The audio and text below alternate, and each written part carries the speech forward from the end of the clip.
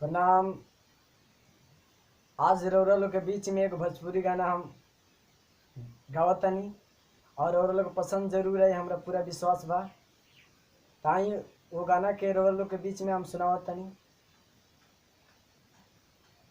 मन के संवरिया बन गईला तू, चुपके से का कैला तू, नस नस में तू गईला समा, नस नस में तू गईला समा, डाल दिला परेशानी में गजब के रोगे धरा दिहलाए राजा, हमके जवानी में गजब के रोगे धरा दिहला ए राजा, हमके जवानी में।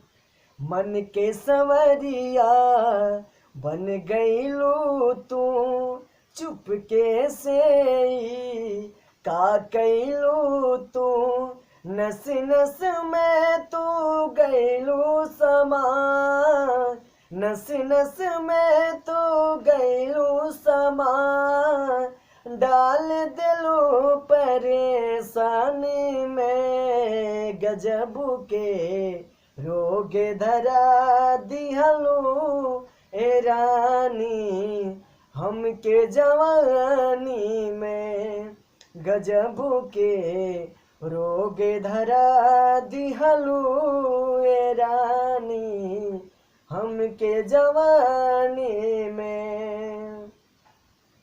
लागल बा तोहरे से मन के लगनवा, तोहरे में बसे लागल बा मोर परनवा, तोहरे में बसे लागल बा मोर परनवा। आँखिया में तोहरे बसल बा सपनवा, तोहरे के मान चुकल बन सजनवा, तोहरे के मान चुकल बानी सजनवा,